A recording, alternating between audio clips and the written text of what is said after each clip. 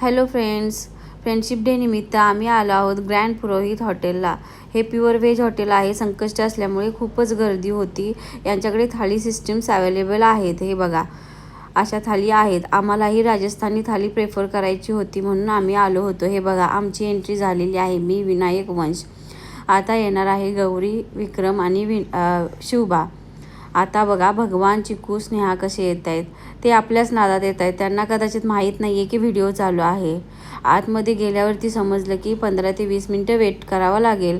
मग हे बघा, वेटिंग लाईन. तरी आतमध्ये आहे तेवढेच, बाहेर खूप वेटिंग होतं. आम्ही आतमध्ये येऊन थांबलेलो होतो. 15-20 मिनिट म्हणत म्हणत जवळजवळ 1 ते सव्वा तास झाला, तरीही आम्हाला अजून टेबल भेटला नव्हता.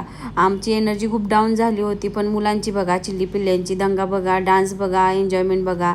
आम्ही खूप थकलो होतो कारण 10 वाजले होते आणि पोटात खूपच कावळे ओरडत होते. आणि इकडे गौरी दुसऱ्यांच्या फोटोशूटसाठी गेली. कोणाचे फ्रेंडशिप डे निमित्त केक कटिंग चालू होतं. आणि आम्ही इकडे वेट करत आहोत. आमच्या फ्रेंड लिस्टमधले काही फ्रेंड्स मिसिंग आहेत.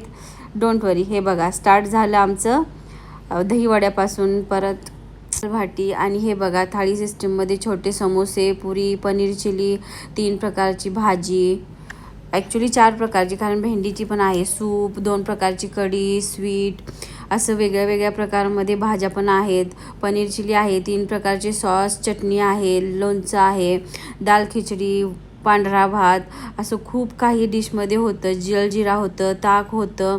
हे बघा, खाऊन झाल्यावर सगळ्यांना एनर्जी आली होती म्हणून सगळ्यांचे हाय हॅलो चालू होते. डिस्कशन, गप्पा चालू होत्या. फायनली जायची वेळ आली. खूपच वेळ झाला असल्यामुळे कोण पुढे गेलं, कोण मागे राहिलं. पण जाताना ह्या चिल्लीपिल्ल्यांनी एकमेकांना गाडीतूनच हॅपी फ्रेंडशिप डे विश केलं. आणि असाच सेलिब्रेट झाला आमचा फ्रेंडशिप डे. थँक्यू.